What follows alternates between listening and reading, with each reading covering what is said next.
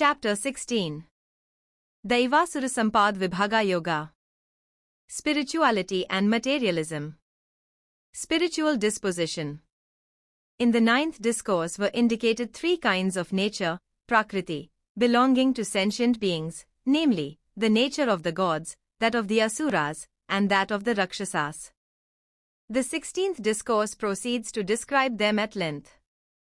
Of these, the nature of the gods, Devi Prakriti, leads to liberation from samsara, and those of the asuras and the rakshasas lead to bondage.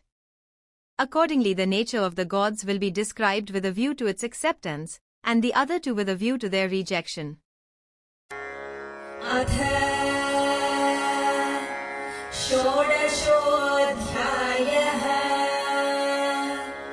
दैवासुर सम्पद्विभागयोगः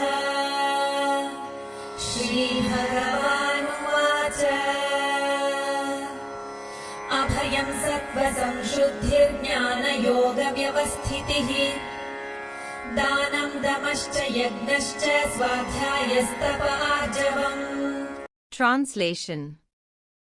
The Blessed Lord said, fearlessness, purity of heart, steadfastness in knowledge and yoga, almsgiving, self-restraint and worship, study of one's own, scriptures, austerity, uprightness.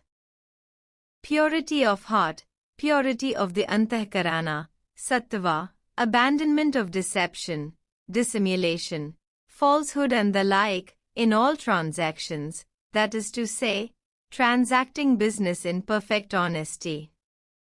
Knowledge consists in understanding the nature of things, such as the self, as taught in the scripture, sastra, and by the teacher, acharya. Yoga consists in making what has been thus learnt an object of one's own direct perception, by concentration, one-pointedness, through the subjugation of the senses. This fearlessness, purity of heart, and steadfastness in knowledge and yoga forms the Devi or Sattvic nature by preeminence. Whatever attributes among those mentioned in 16.1-3 can possibly pertain to the disciples treading a particular path, they constitute the Sattvic nature of the disciples in that particular path. Almsgiving, distributing food and the like as far as lies in one's power. Self-control, the subjugation of external senses, that of the antahkarana, internal sense, manas, being mentioned in the next verse. Worship, including the fire worship, agnihotra, and the like enjoined in the Shruti, as also the worship of the gods, devayajna, and the like enjoined in the Smriti. Study, etc., study of the Rigveda and the like having in view some unseen results, adrishta. Austerity, bodily mortification and other penances, which will be mentioned in the sequel. Uprightness, this should be a constant attitude. These are respectively the sattvic, rajasic, and tamasic natures, manifested in men according to the karma of their previous births. They are the tendencies, vasanas, showing themselves out in actions and spoken of in 15.2 as the secondary roots of samsara. Devout observance of scriptural precepts without doubting. Moreover, ahimsa satyamakrodhastyaga shantirapayshunam daya bhuteshvaloluptvam mardavam hrirachapalam. Translation. Harmlessness, truth, absence of anger, renunciation, serenity, absence of calumny, compassion to creatures, uncovetousness, gentleness, modesty, absence of fickleness. Harmlessness, abstaining from injury to sentient beings. Truth, speaking of things as they are, without giving utterance to what is unpleasant or what is false, absence of anger, suppression of anger arising when beaten or reviled. Renunciation, tyaga, giving up, is thus explained since almsgiving has already been mentioned. Serenity, tranquility of mind, antahkarana.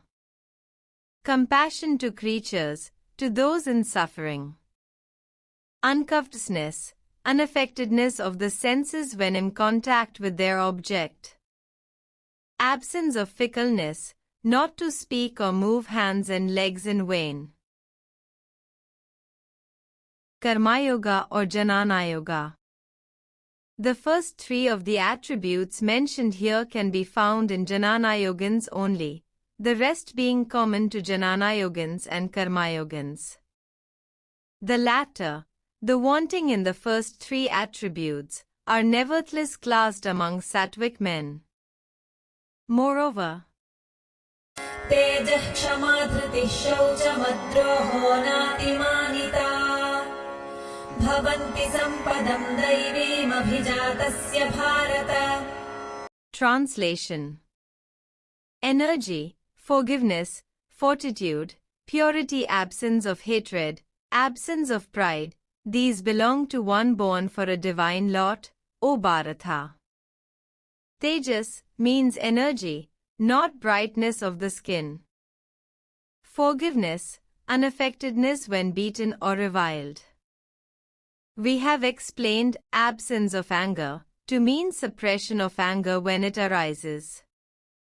Thus, forgiveness and absence of anger should be distinguished from each other.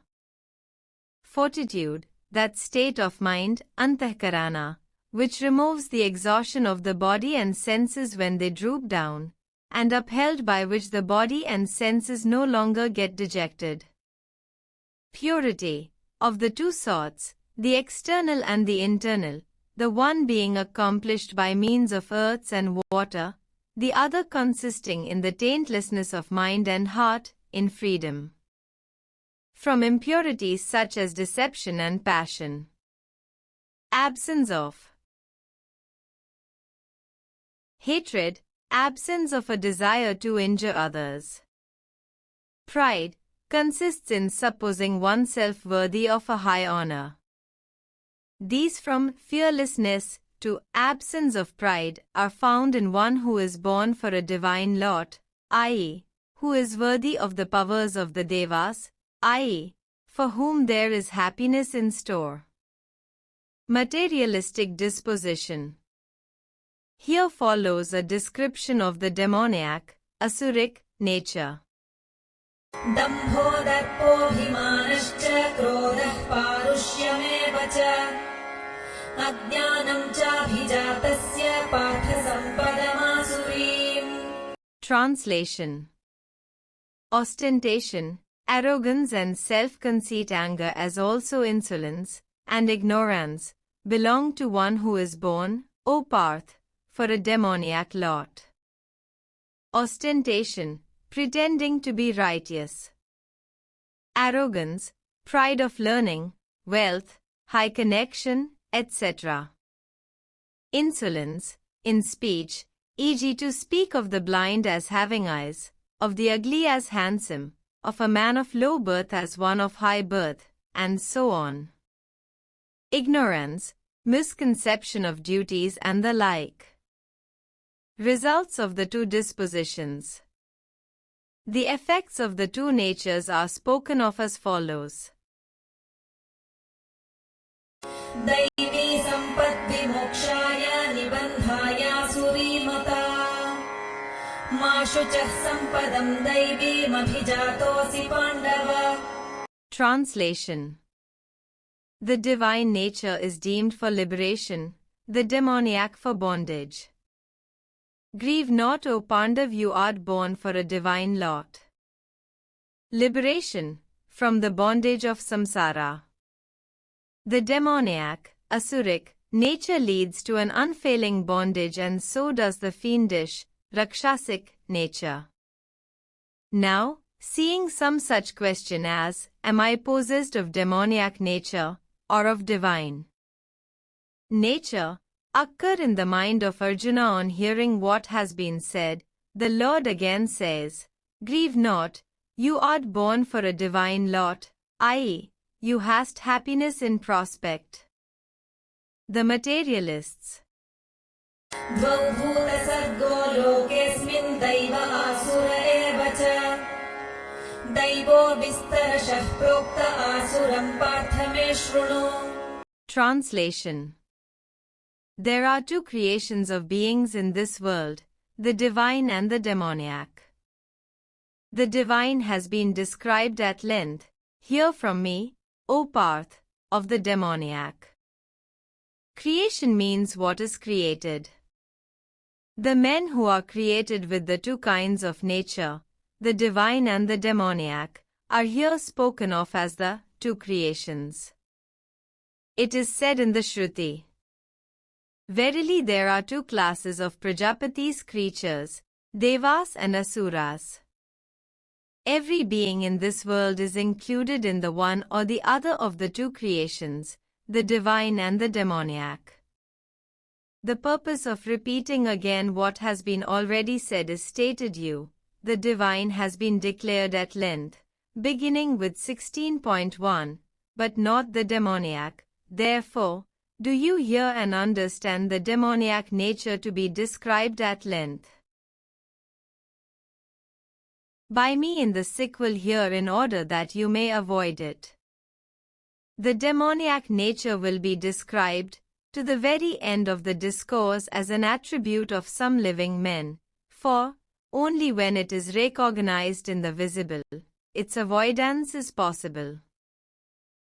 प्रवृत्तिं च निवृत्तिं च जनान विदुरासुराः न शौचं नापि चाचारो न सत्यं तेषु विद्यते. Translation. Neither action nor inaction do the demoniac men know, neither purity nor good conduct nor truth is found in them. They do not know what acts they should perform to achieve the end of man, nor from what acts they should abstain to avert evil.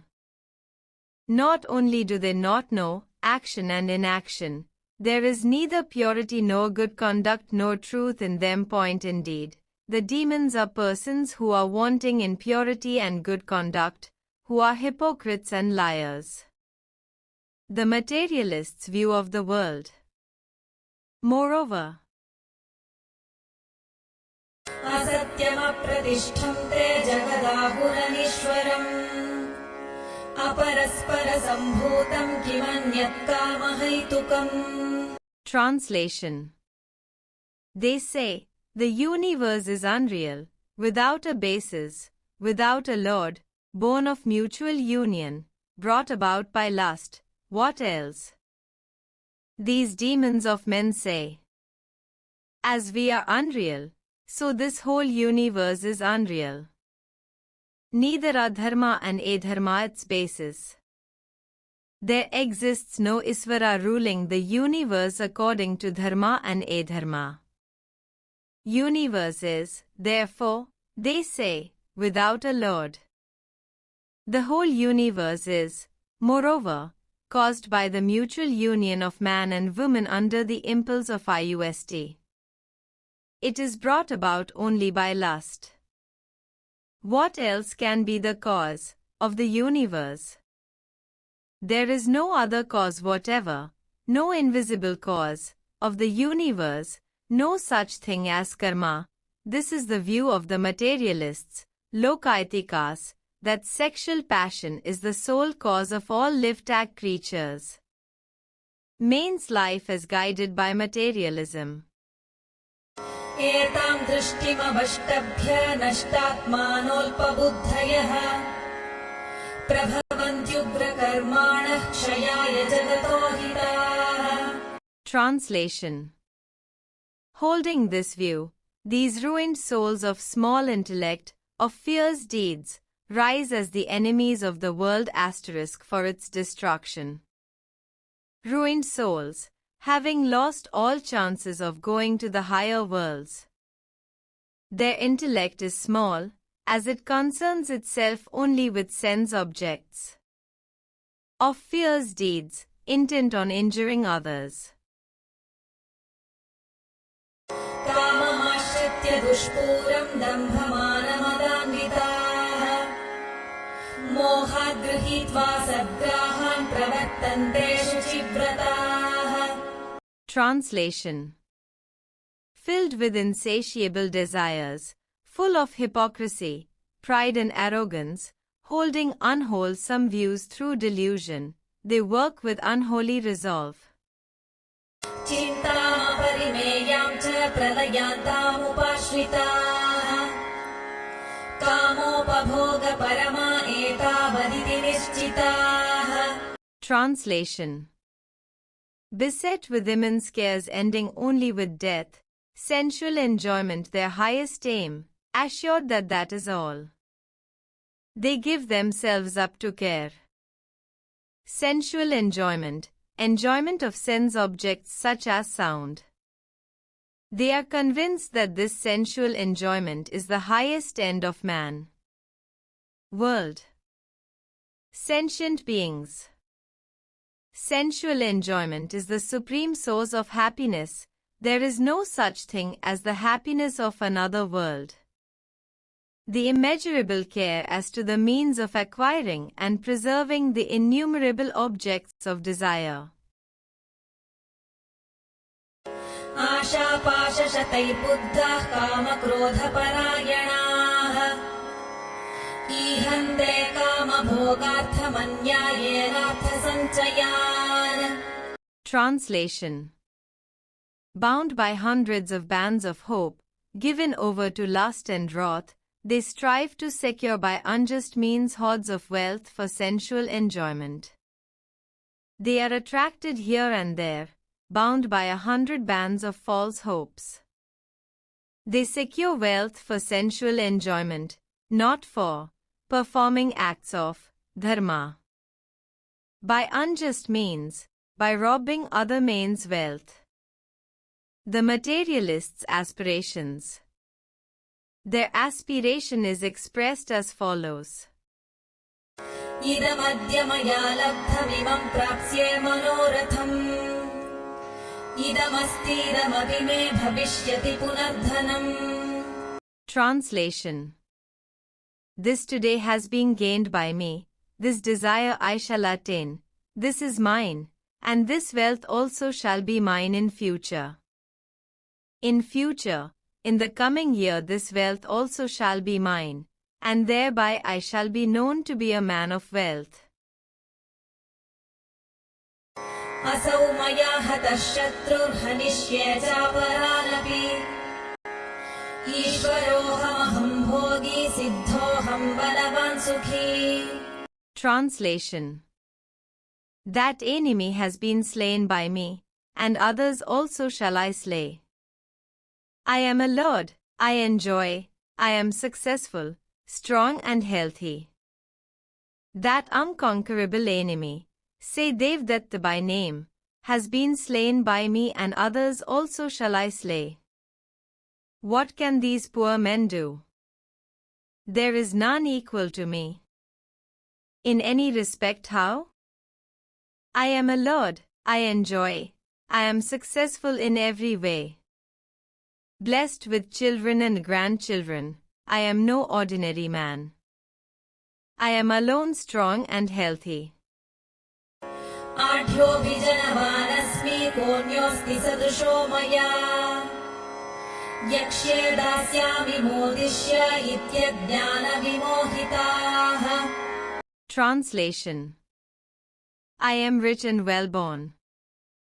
Who else is equal to me? I will sacrifice, I will give, I will rejoice, you deluded by unwisdom. अनेकचित्तविभ्रान्ता मोहजालसमावृताः प्रसक्ताः कामभोगेषु पतन्ति नरकेषु च. Translation. Bewildered by many a fancy, entangled in the snare of delusion, addicted to the gratification of lust, they fall into a foul hell. Well-born, born in a family learned in the scriptures for 7 generations. Even in this respect none is equal to me. I will surpass others even in respect of sacrificial rites. I will give money to actors and obtain a high delight. Many a fancy, such as those described above. Delusion is a snare, as it is of the nature of an enclosure or envelope. They are addicted to sensual gratification, and with sins thus accumulated they fall into a foul hell, such as Vaitarani. The materialist's sacrificial rites. आत्मसम्भाविताः स्तब्धा धनमानमदान्विताः यजन्ते नाम यज्ञैस्ते दम्भेनाविधिपूर्वकम्. Translation. Self-honored, stubborn, filled with the pride and intoxication of wealth, they perform sacrifices in name with hypocrisy, without regard to ordinance. Self-honored, esteeming themselves as possessed of all good qualities, they are not esteemed as such by the righteous.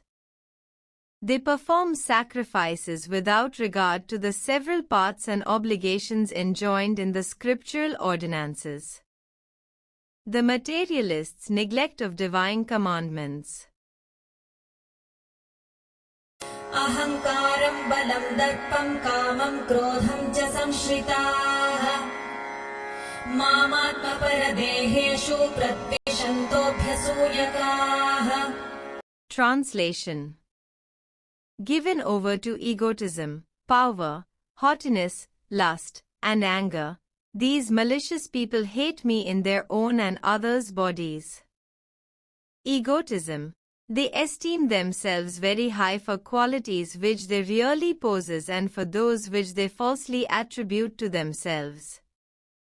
This egotism is what is called avidya, and it is the hardest thing to overcome, the source of all perversities, doshas, of all evil acts. Power, accompanied with lust and passion, and seeking to humiliate others. Haughtiness. When this arises, one transgresses the path of virtue. It is a peculiar vice seated in the antakarna. Lust, sexual passion, and the like. Anger, at something unpleasant. They are given over to these and other great vices. Moreover, they hate me, the Ishvara, abiding in their own and other bodies as the witness of their thoughts and actions. To hate me is to transgress my commands.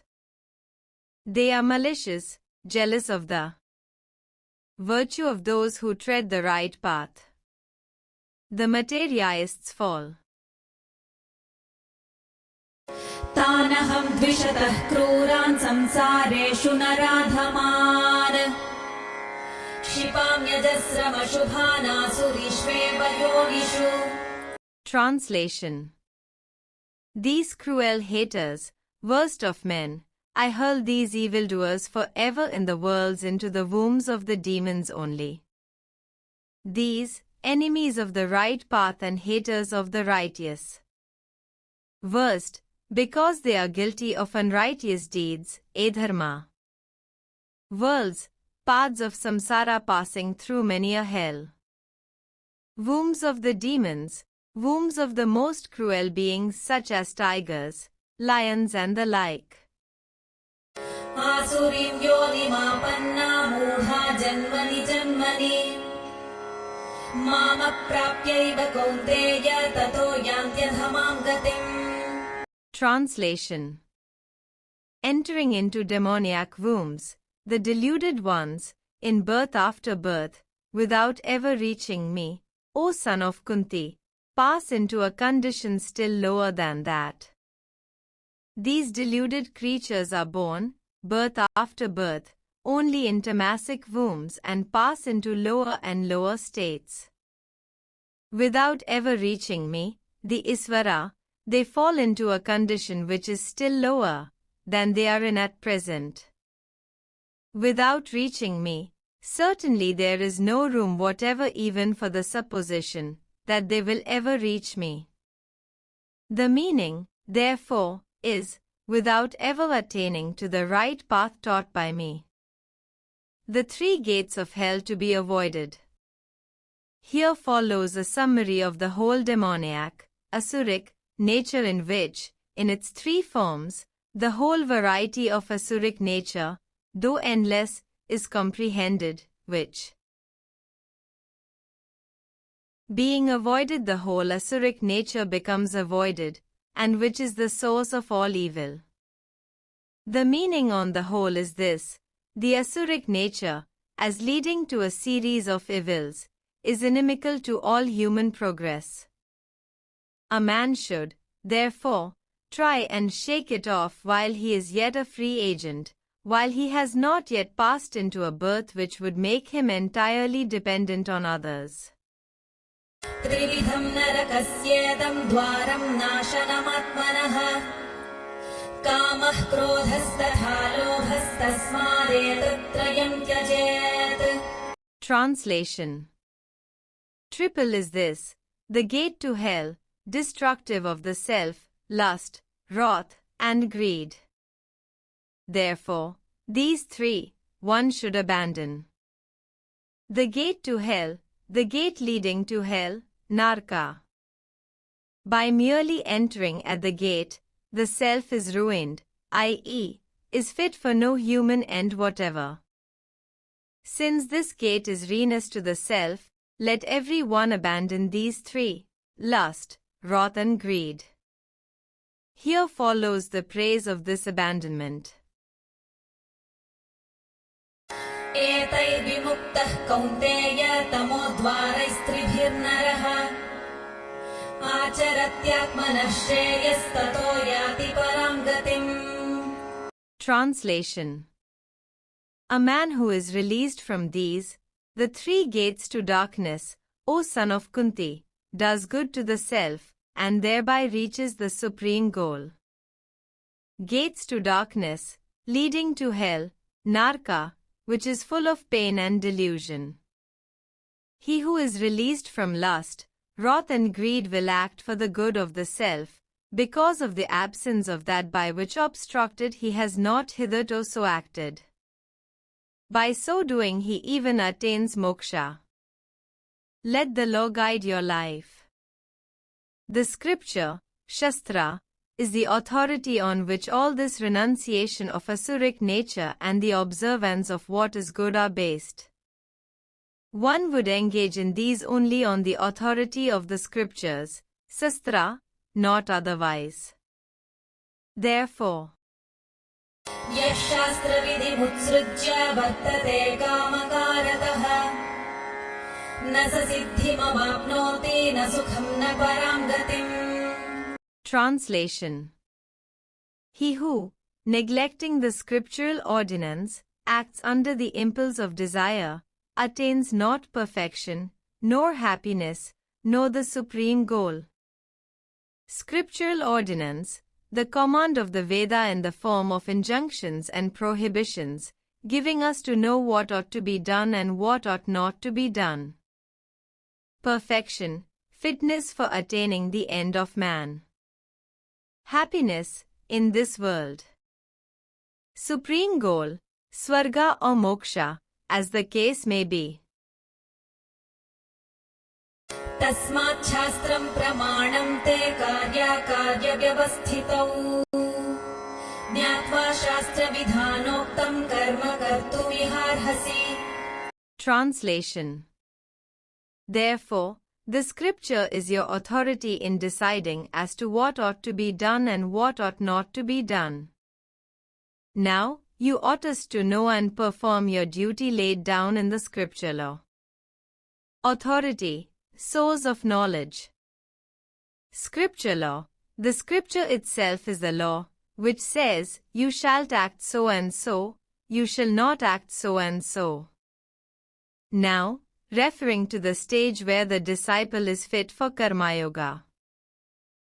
ॐ तत्सदिति श्रीमद्भगवद्गीतासु उपनिषत्सु ब्रह्मविद्यायां योगशास्त्रे श्रीकृष्णार्जुनसंवादे दैवासुरसम्पद्विभागयोगो नाम षोडशोऽध्यायः. Thank you for watching. Please support us. Please like, share, subscribe.